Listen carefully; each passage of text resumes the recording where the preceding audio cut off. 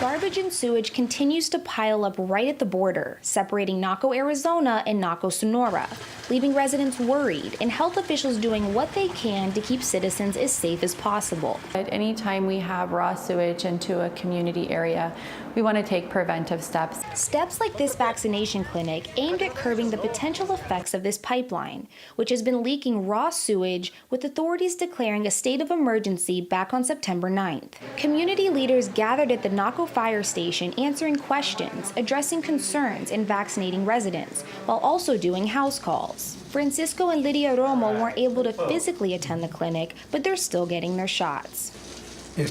I'm at home at all times because of her. She is unable to move, so I have to be here for her.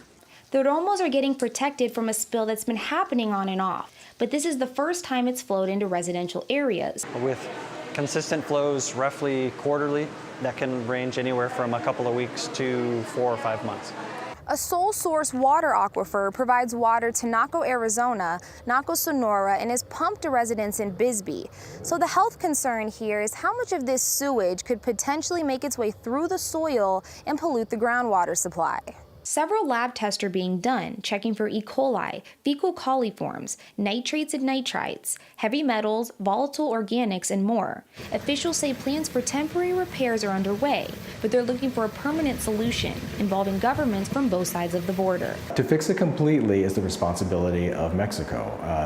The Mexican authorities and the water system in Mexico, it is ultimately their responsibility to manage their sewage flows.